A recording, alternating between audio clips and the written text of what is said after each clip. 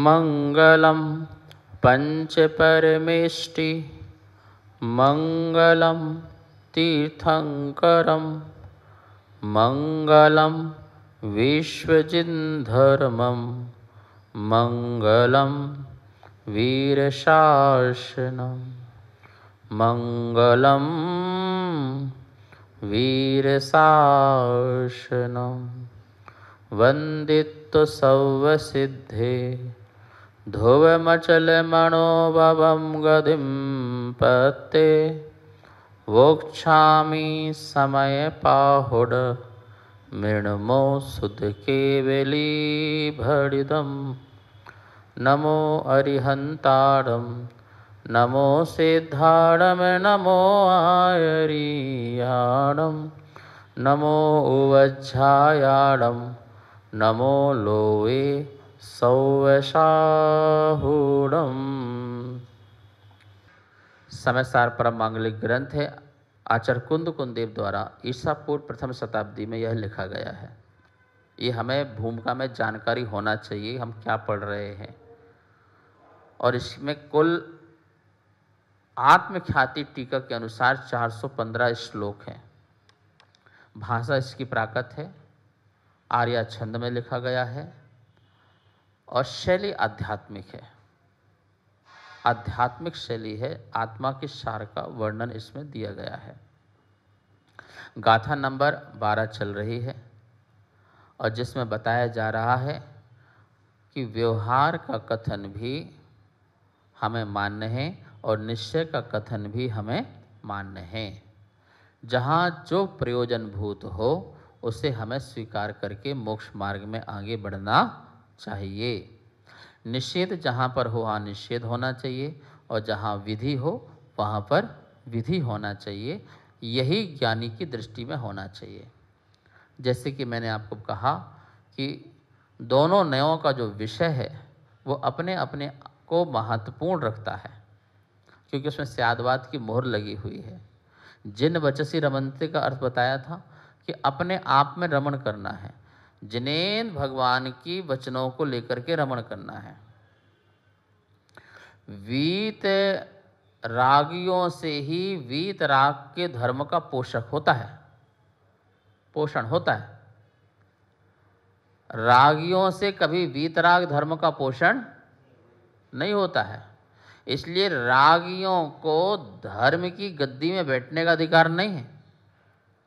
वीतरागियों को भले वो व्यवहारी हों, भले वो व्यवहारी हों, लक्ष्य जिनका वीतराग की ओर झुका हुआ है और अभी व्यवहार में वो उपदेश दे रहे हों। वीतरागी उपदेश सुनाते समय भी, सुनते समय भी वीतरागी हो सकता है, हो सकता है। लेकिन रागी उपदेश सुनाते समय और सुनते समय भी कभी वीतरागी नहीं हो सकता। कितनी सुंदर बात की बताओ, गजब की बात है। इसलिए उपदेशक वीतरागी होना चाहिए, क्योंकि वो वीतराग का उपदेश देगा। वीतराग का उपदेश देने वाला उपदेशक कहलाता है। इसलिए हमारे यहां भगवान को उपदेशक कहा गया है। क्या कहा गया? उपदेशक, उपदेश देने वाले कहे गए हैं। और किसका उपदेश दे रहे हैं? वीतराग का उपदेश दे रहे हैं, परमात्मा बनने का उपदेश दे रहे हैं। क्या महावीर स्वामी समो शरण में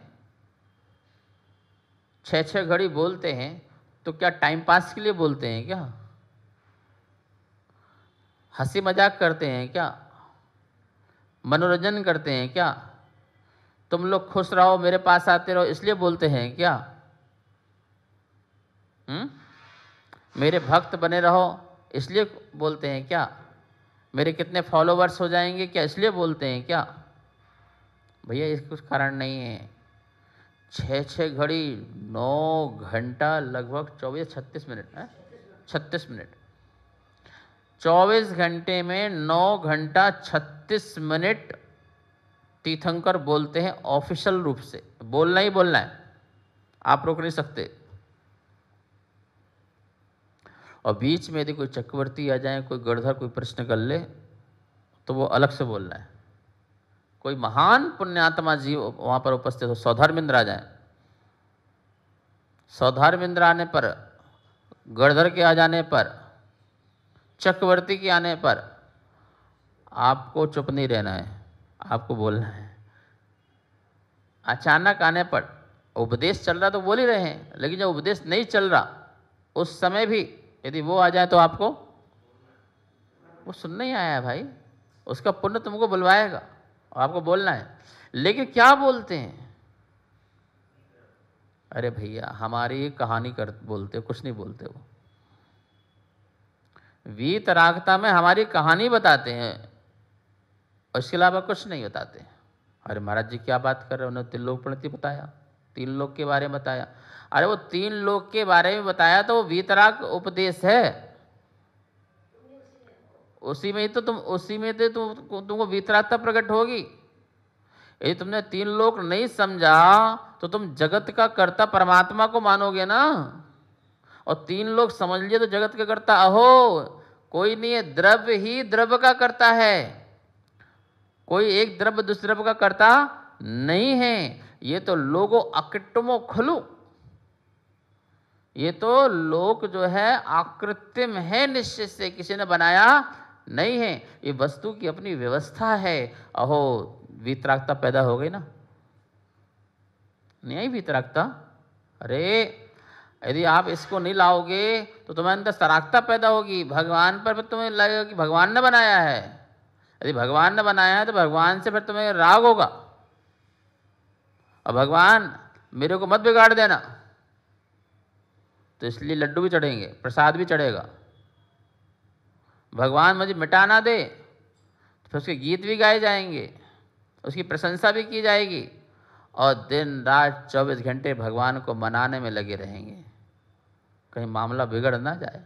ओहो, और जब भगवान ने 3 लोक के बारे में समझाया, उसकी वस्तु व्यवस्था को समझाई और अकृत्रिमता बताई, तो हमें वीतरागता आ गई कि हमें कोई बनाने वाला नहीं, हमें कोई मिटाने वाला नहीं, अनादि से रहो, अनंत रहो, शांत रहो, मस्त रहो। समझ में आया ना? भगवान की वाणी को सिद्धांत कहते हैं, सिद्धांत।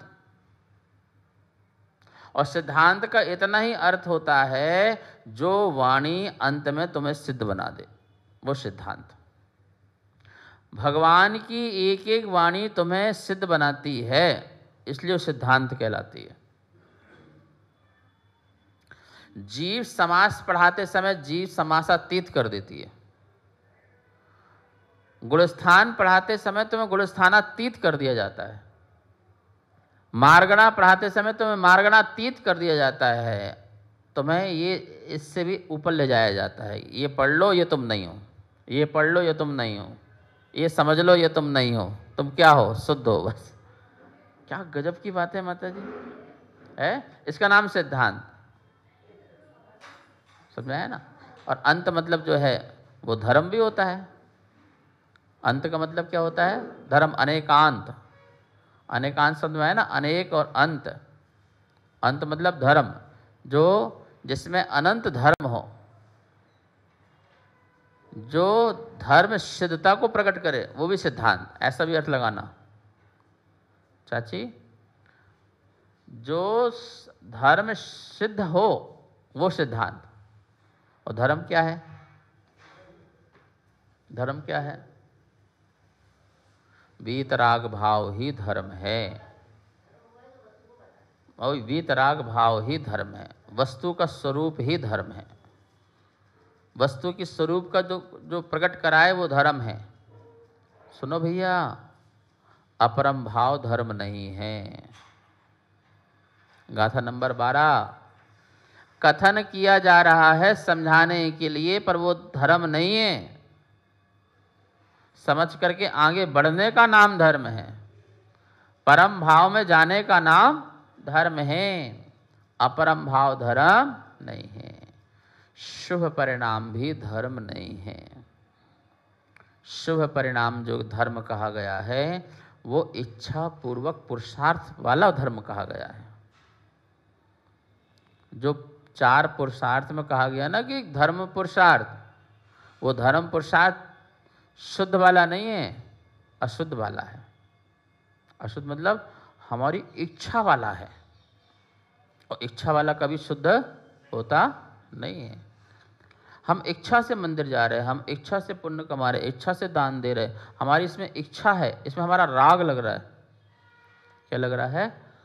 और राग को किसी ने धर्म नहीं कहा।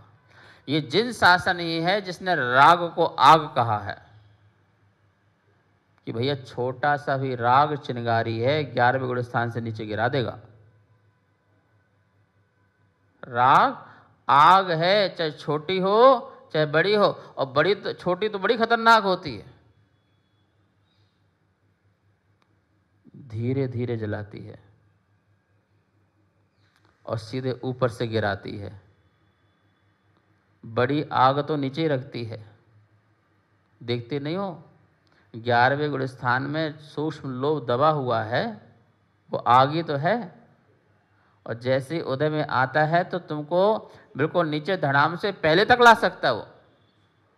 ऐसी व्यवस्था भी यदि मरण ना हो तो मिथ्यात्व तक पहुंच सकता है वो। बताइए कहाँ 99 पहुंच गए थे और सर्प ने काटा और सीधे कहाँ पहुंच गए? सांप सीढ़ी की तरह। समझ में आया ना? तो राग को धर्म कैसे कहा जा सकता है? राग को धर्म नहीं कहा जा सकता है, लेकिन राग को यदि किसी कथनचित अपेक्षा से धर्म कहा गया है तो वो पुरुषार्थ वाला कहा गया है, लेकिन वो भी अपरम भाव जो है परम भाव को प्रकट करने में कारण बने तो। और देखा जाए कारण नहीं बनता है। जिनेन भगवान के वचन को हम कारण कहते हैं एक अपेक्षा से, लेकिन निश्चय से हम स्वयं ही कारण बनते हैं अपने आप को शुद्ध प्रकट करने में। फूल को फल का कारण बोलते हैं, लेकिन सत्य तो यही है कि फूल फल का कारण नहीं हो सकता है, फल आते ही फूल झड़ जाता है। हाँ, फल आने के बाद झड़ता है ना, तो उसे हम किसी अपेक्षा से कारण कह सकते हैं, लेकिन सर्वथा कारण नहीं कह सकते हैं।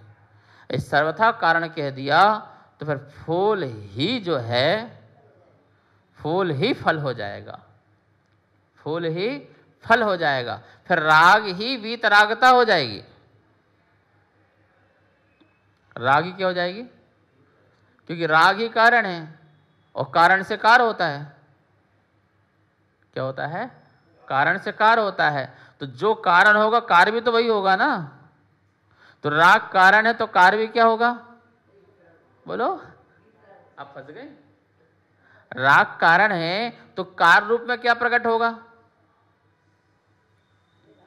फिर राग ही तो प्रकट होगा, राग ही प्रकट होगा। तो ऐसा नहीं होगा, कारण से कार्य की सिद्धि होती है। तो जैसा कारण वैसा कार्य होता है। राग कारण होगा तो कार्य भी राग होगा। सुनो, वीतराग कारण से ही वीतरागता प्रकट होती है।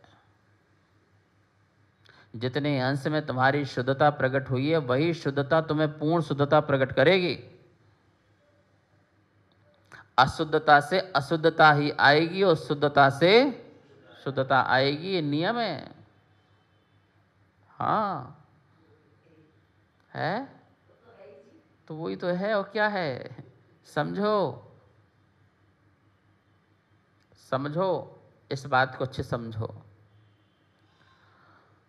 यदि इस बात को समझ लिया जाए तो फिर तुम्हें यहाँ वहाँ भटकने की आवश्यकता ही ना पड़े। हिरण भटक रही है, कस्तूरी के लिए भटक रही है, जंगल जंगल भटक रही है। ऐसी अनादि से हम भटक रहे हैं शुद्धता के लिए, पर शुद्धता मिल नहीं रही। क्यों?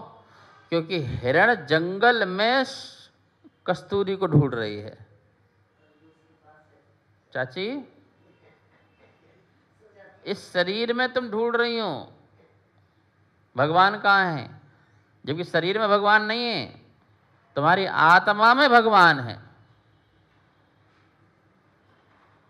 अनंत ज्ञान का घन पिंड अनंत आनंद का रस खान कंद तुम्हारे में है। कस्तूरी हिरण की नाभि में होता है। क्या होता है? एक बहुत सुंदर सुगंध होती है जब वो खुलती है, नाभि के बाल हटते हैं और खुलती है तो उसकी सुगंध ऐसी फैलती है चारों तरफ कि वो उस सुगंध को पाने के लिए तरसती है, भागती है। इस कोने से आ रहा, इस कोने से आ रहा, इस कोने से आ रहा, इस कोने से आ रहा, पूरा जंगल महाराज जी छान लेती है वो। और हार थक करके क्या हो जाती है? परेशान हो जाती है। देखो उस कस्तूरी को पाने के लिए कितनी परेशान है वो, और शरीर की हालत बिल्कुल खराब हो चुकी है, थक हार के पसीना से बिल्कुल लथपथ होकर के पड़ी हुई है, उठने की ताकत भी नहीं है। ओहो, इस जीव ने भी अनादि से यही तो किया है, लथपथ करके पड़ा हुआ है, परेशान हुआ है, दुखी हुआ है, कस्तूरी को, उस आनंद को प्राप्त नहीं हो पाया। और यदि उसे कोई ज्ञानी मिल जाए कि जरा झांक करके अपने में तो देख ले, नीचे गर्दन करके तो देख ले, ये जो तेरी नाभि है ना यहीं से निकल रही है। ओहो, फिर पूरे जंगल में भटकने की जरूरत क्या है, मिथ्यात्व में भटकने की जरूरत क्या है, संसार में भ्रमण करने की जरूरत क्या है, फिर पुण्य पाप की जरूरत ही नहीं रह गई। वीतराग भाव दशा प्रकट हो जाएगी। समझ में आया ना? कस्तूरी तो नाभि में है, वन वन काहे डोले रे। कस्तूरी तो नाभि में है, वन वन काहे डोले रे। समो शरण में गौतम जी से महावीर स्वामी बोले रे। समो शरण में गौतम जी से स्वामी बोले रे। कस्तूरी तो नाभि में है, वन वन काहे डोले रे। हाँ, वन वन काहे डोले रे। समो शरण में गौतम जी से, समो शरण में गौतम जी से महावीर स्वामी बोले रे। कस्तूरी तो नाभि में है। अब तक झूठा मान किया था, झूठा ही श्रद्धान किया। अब तक झूठा मान किया था, चाची, अब तक झूठा मान किया था, झूठा ही श्रद्धान किया। सत्य धर्म को पाकर के तू, सत्य धर्म को पाकर के तू निज में निज का हो ले रे। सत्य धर्म को पाकर के तू निज में निज का हो ले रे। समो शरण में गौतम जी से, बोलो ना, महावीर स्वामी यही तो बोल रहे हैं। क्या बोल रहे हैं? हे भव्य जीवो, हे भव्य जीव। कौन सुन रहा वहां पर? 12 सभा में कौन बैठे? भव्य की अभव्य? और भव्य को क्या सुना रहे हैं? परम भाव। क्या सुना रहे हैं? हे अपरम भाव में स्थित जीवो, परम भाव में रहने वाले जीवो, भव्य जीवो, यह मोक्ष मार्ग नहीं है। मोक्ष मार्ग तो परम भाव में स्थित होने का नाम मोक्ष मार्ग है, निश्चय मोक्ष मार्ग है। इसको तुम जानो। यथार्थ यही है, सत्यार्थ यही है, वस्तु का स्वरूप यही है। कहीं इस अपरम भाव को ही मोक्ष मार्ग मान करके बैठ मत जाना। दया दान जो है अपरम भाव है, कथनचित सही है, लेकिन यही सही है, इसको मान करके मत बैठ जाना, क्योंकि ये दान दया भी राग की पर्याय है, वीतराग की पर्याय नहीं है, वीतराग का पोषक नहीं है।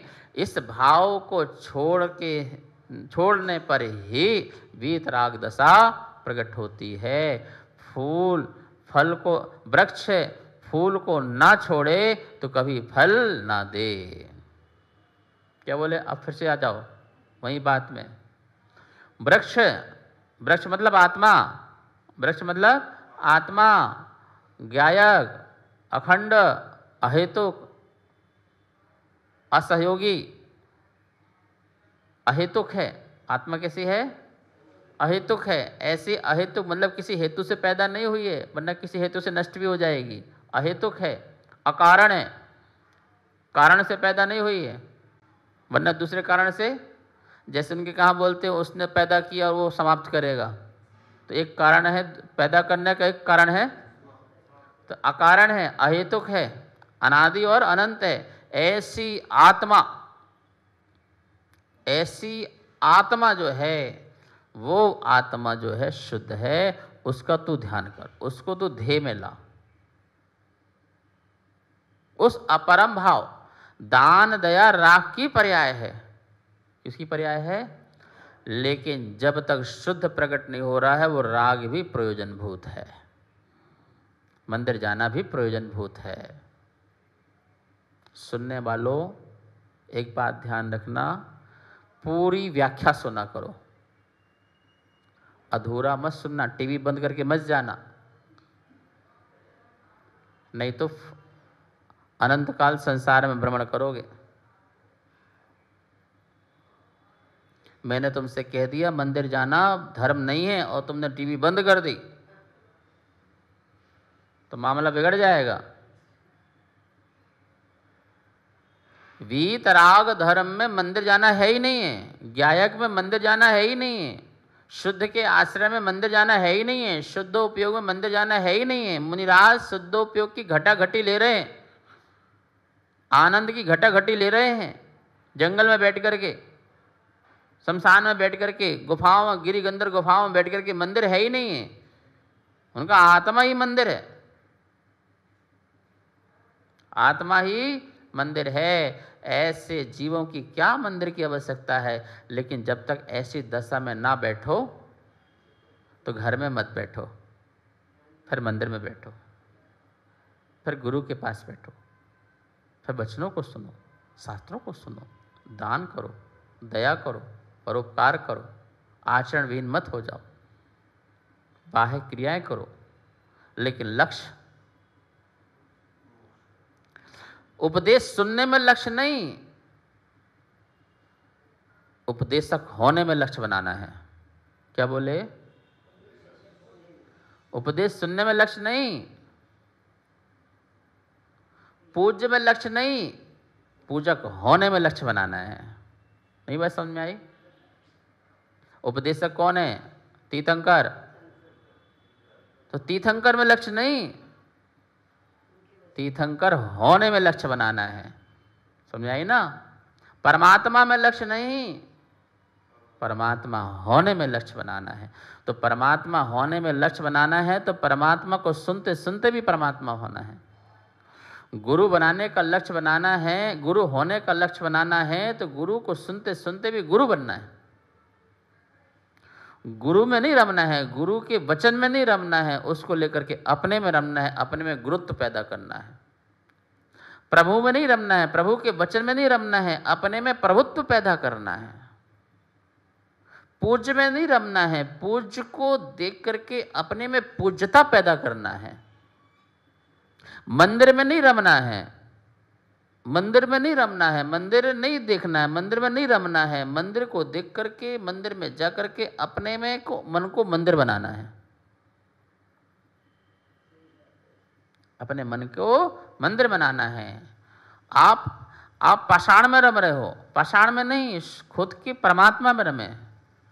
ऐसी अचलता और ऐसी अमलता मेरा स्वभाव है, बस ऐसे रमना है। क्या रमना है? प्रभु को देख के, प्रभु अचल और अमल है कि नहीं?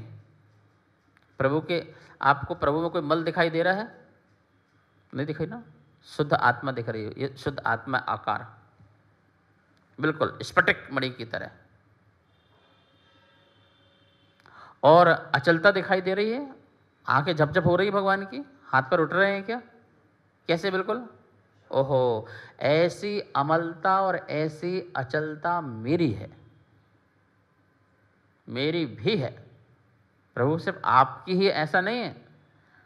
हम घर में, हमें कोई ऐसा अचल अमल मिलता नहीं है, हमें घर में कोई ऐसा अमल और ऐसा कोई अचल मिलता नहीं है, इसलिए हम आपके पास आते हैं अचल और अमल होने के लिए। अमल हो जाओगे तो शरीर छूट जाएगा, और अचल हो जाओगे तो सिद्धालय में विराजमान हो जाओगे। दो काम, ठीक है। तो प्रभु हमारे घर में ऐसी अचलता और अमलता नहीं है, इसलिए हम घर छोड़ के बार बार, पर तुम भी यहाँ भी अमल मल और चल होते रहते हो, चलमल होते रहते हो, चलायमान होते रहते हो, मलिन होते रहते हो, किसी को देख के मलिन होते हो, किसी को देख के परेशान होते रहते हो, दुखी होते रहते हो।